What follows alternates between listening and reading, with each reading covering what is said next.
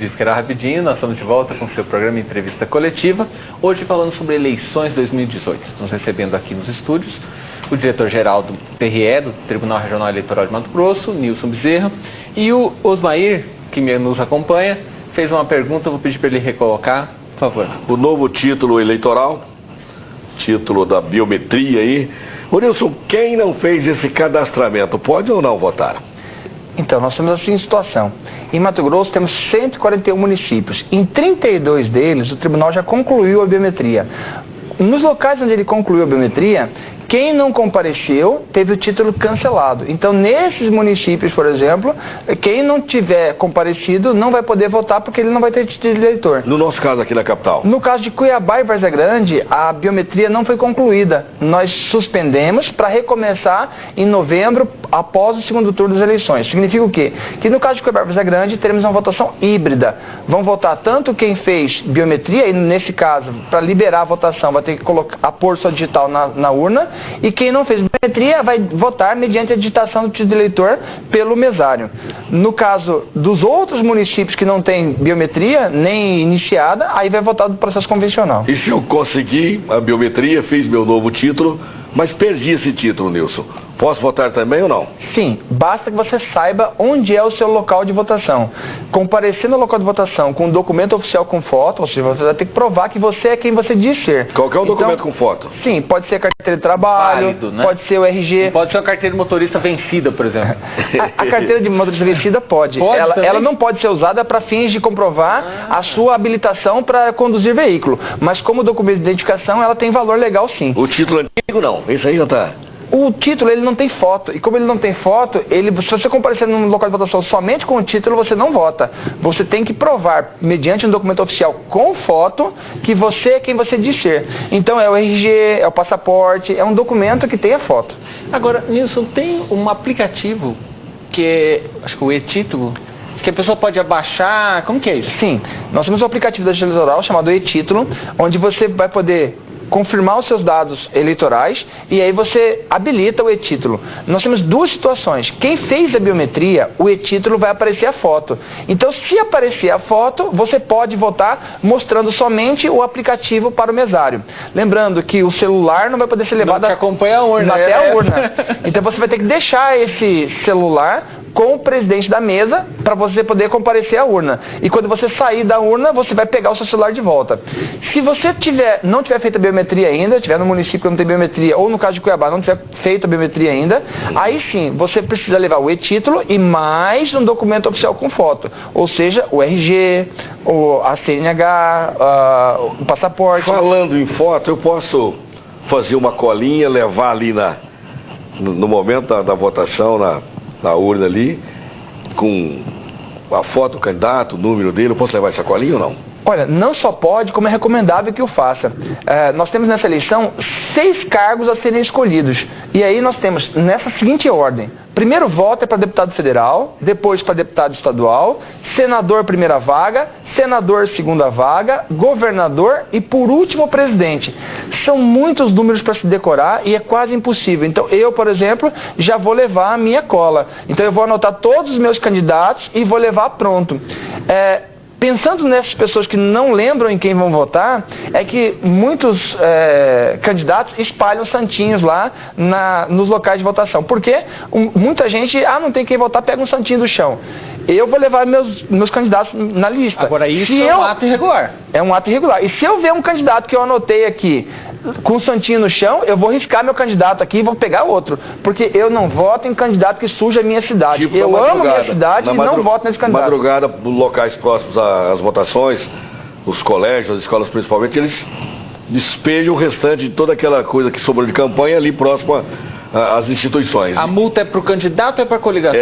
Como que procede isso aí, Nilson? Não só a multa, como pode acontecer de você perder o seu voto, porque esse candidato pode, eventualmente, dependendo da interpretação do juiz, inclusive ser cassado. Ou seja, votar num candidato que tem santinho no chão é arriscar perder o seu voto. Então, não recomendo. Tanto é que se eu ver um candidato meu com um santinho no chão, eu vou riscar ele e vou escolher outro candidato. Ô, Nilson, e camiseta? Eu posso ir com a camiseta de um candidato vestida com essa camiseta E votar também, comparecer com ela na urna ou não? Não. Você não pode usar camiseta nem no período pré-eleitoral e muito menos no dia da eleição.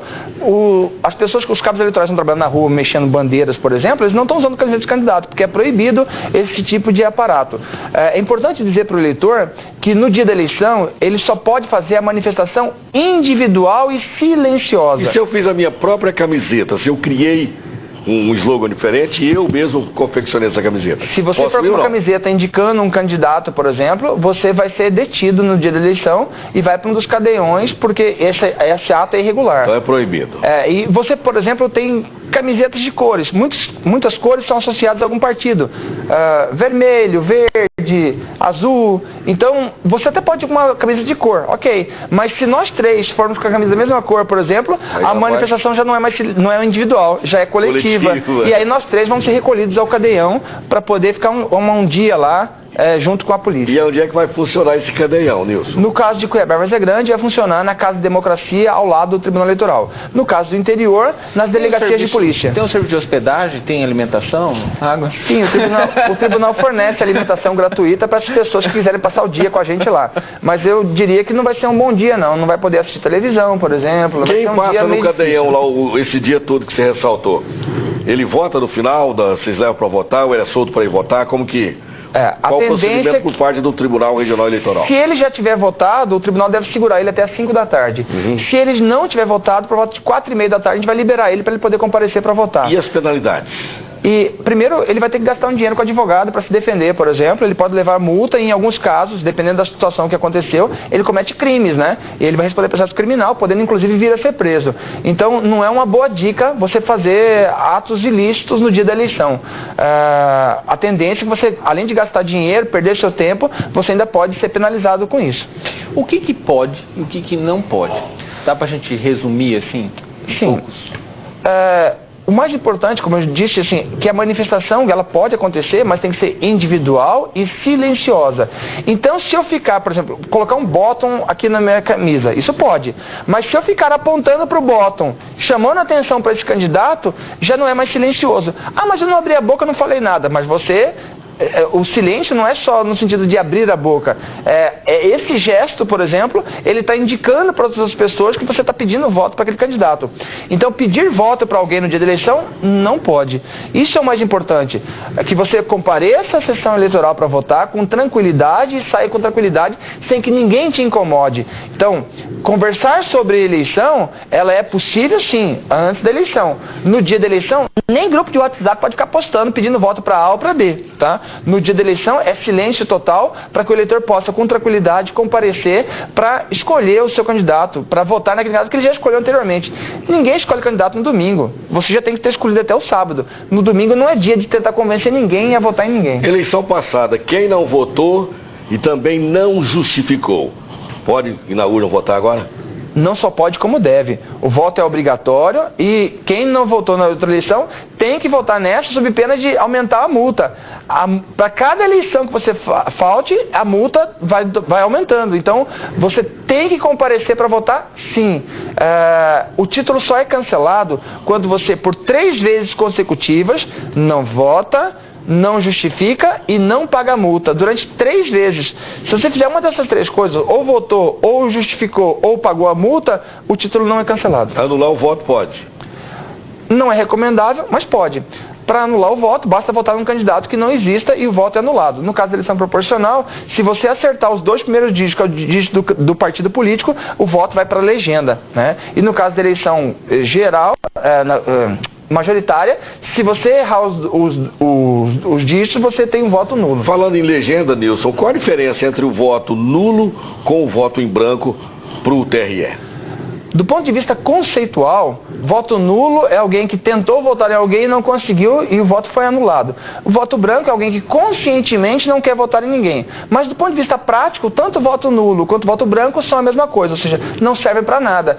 Não são computados como chamados votos válidos. Voto válido é dado a voto a candidato ou dado a partido político no caso de eleição proporcional, onde você pode fazer o voto de legenda. Voto em trânsito. O voto em trânsito ele é possível aqui em Mato Grosso apenas em 2 situações. Para aqueles eleitores que esse prazo já passou, que compareceram ao Justiça Eleitoral para poder informar que estariam num dos 3 municípios que teriam voto em trânsito, que seria Cuiabá, Várzea Grande e Rondonópolis. São os municípios com mais de 100 mil eleitores. Então, se você é um eleitor do Brasil inteiro que fosse, sabidamente, você estaria num desses 3 municípios no dia 7 de outubro, você podia ter informado a Justiça Eleitoral. Caso tenha feito, aí essas são 2 situações. Um eleitor de fora de Mato Grosso vai poder votar apenas para presidente da República. Um eleitor de Mato Grosso, que vai estar num desses 3 municípios, vai votar para todos os cargos.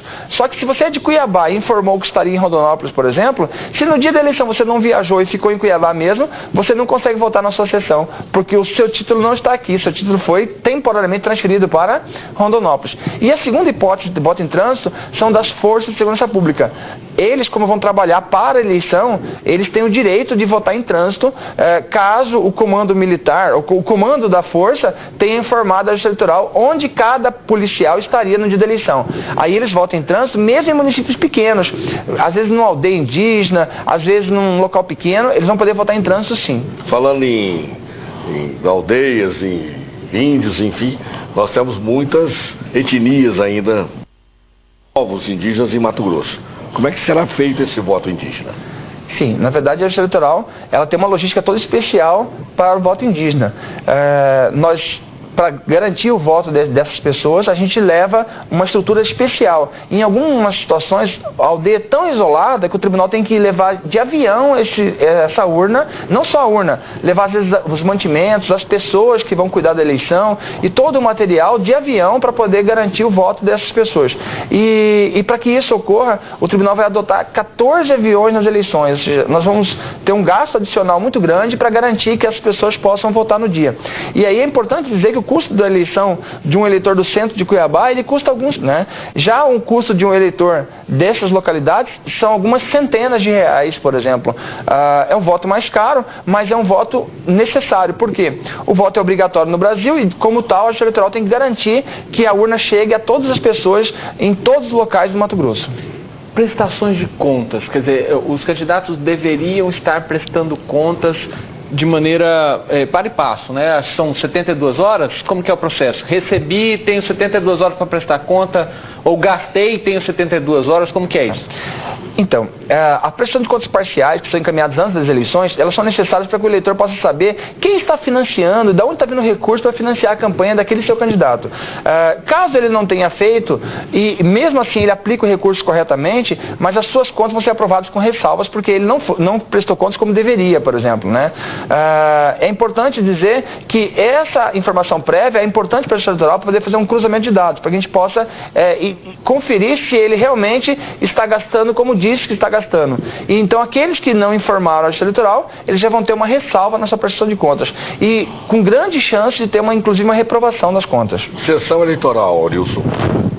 Tem alguma mudança de última hora, enfim, para esse eleitorado cuiabano e também de Várzea Grande aí, da nossa grande Cuiabá? Então, como nós tivemos extinção de algumas zonas eleitorais, além disso, o remanejamento de outras zonas de um município para outro município, é possível que o número do seu local de votação e da sua sessão tenha alterado. Mas onde é o seu local não alterou. Então compareça na mesma escola, por exemplo. No site do tribunal. No site do tribunal tem essa informação. Também no 0800 da ouvidoria tem essa informação. Mas qualquer dúvida, o seu local de votação não alterou e o seu título também não alterou. Qualquer dúvida ele vai então no mesmo local da última eleição. Sim. Onde ele votou? Eu, no meu caso aqui, eu voto no Liceu Cuiabano em Cuiabá. Então, mesmo que tenha alterado alguma coisa, basta comparecer no mesmo colégio que eu votei na eleição passada e minha sessão pode até ter trocado o número, mas vai ser no mesmo colégio lá. Nós estamos caminhando para o final. Nisso eu queria deixar aqui, eu vou deixar a palavra aberta para você trazer, porventura, alguma coisa que a gente não tenha falado, você acha importante ainda dizer. E eu queria perguntar também para o eleitor que vai estar naquela expectativa, aquela ansiedade, para acompanhar os resultados, qual que é a expectativa em termos de contabilização final dos votos, para a gente poder informar as pessoas, né? Então, a meta do Tribunal Eleitoral é concluir o processo de eleição nesse estado gigantesco até a meia-noite do domingo. Então, nosso objetivo é esse. E o eleitor pode acompanhar todo esse processo de sua casa mesmo, com tranquilidade. Ele pode instalar um aplicativo para que ele possa fazer o download disso. Esse aplicativo vai estar disponível a partir da semana da eleição e ele vai poder acompanhar também no site, não só do tribunal, mas dos parceiros, dos provedores parceiros que vão ter acesso ao mesmo resultado que nós temos no local de apuração. Só que quem quiser acompanhar pessoalmente, no caso como a eleição é geral, toda a atualização e divulgação vai acontecer no Centro de Eventos Pantanal. Então quem quiser comparecer lá cabem até 5.000 pessoas que podem acompanhar nos telões, mas o que vai estar no telão é o que vai estar na internet também. Mas o mais importante, que a gente queria deixar claro ao eleitor, é o seguinte: não adianta nada disso, ter essa logística gigantesca, ou seja, a maior operação logística de Mato Grosso, se a pessoa não votar com consciência. Então, muito mais importante é que você possa votar no candidato mais preparado para conduzir o futuro do seu país, do seu estado, ou que possa eleger pessoas que possam fiscalizar a aplicação do recurso público, no caso dos deputados estaduais, federais, no caso dos senadores também. Nós temos que entender que não devemos votar por conveniências individuais, mas pensando nas pessoas que vão fazer o melhor para a coletividade. Quem fizer o melhor para a sua região, para o seu estado ou para o seu país, é a pessoa que vai merecer ganhar o seu voto. Então vote com consciência, vote bem nas eleições de 2018. Grato, Nilson.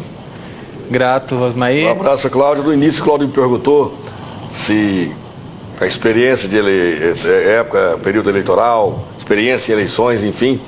Eu já aproveito para fazer um convite ao nosso telespectador aqui da TV Assembleia, que estaremos novamente, só de TV Assembleia são 15 anos, e de 2 em 2 nós temos eleições.